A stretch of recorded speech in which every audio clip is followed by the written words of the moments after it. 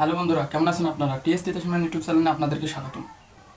ঈদের আরও একটা মুভি আলোচনায় ছিল অনেকদিন ধরে, আদর আজাদ এবং পূজা সেরি টগর মুভির টিজার আমাদের মাঝে চলে এসেছে। তো এই ছেলেটার কাজের প্রতি ডেডিকেশন আছে। কথা না বাড়িয়ে টগর সিনেমার টিজারটা দেখব। তো লেটস গো। জয়িতা কোনো রক্ষিতা না। Nice dialogue.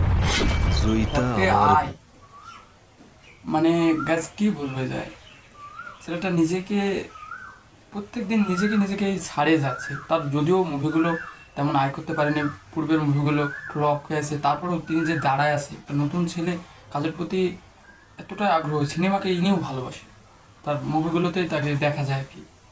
আর কথা না বলে আমরা শেষ করবো, পরে কথা বলি।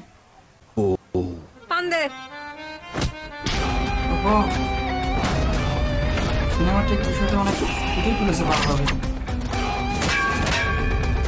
আমি অনেক খারাপ, আমি জানি, কিন্তু আমি তোরে অনেক ভালোবাসি। ও আমাকে বাবা লাগে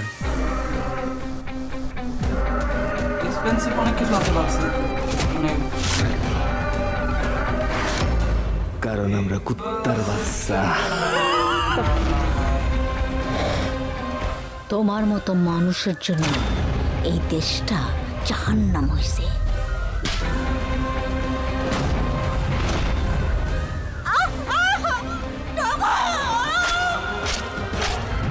আমি মারলে মইরা যাবি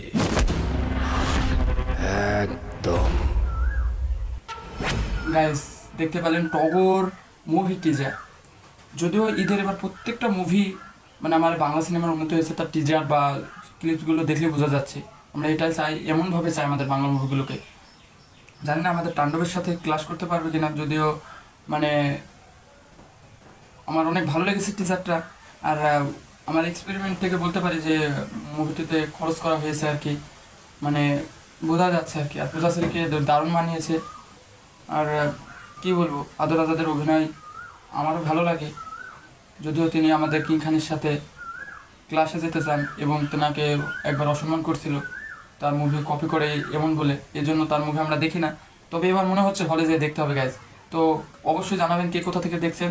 আমাদের ভিডিওটি ভালো লাগলে অবশ্যই সাবস্ক্রাইব করে পাশে থাকবেন এবং এই নতুন নায়কের পাশে থাকবেন। অবশ্যই ইনার সিনেমা সবাই দেখবেন। তো ধন্যবাদ, এখানে সকলে ভালো থাকুন। আসসালামু আলাইকুম।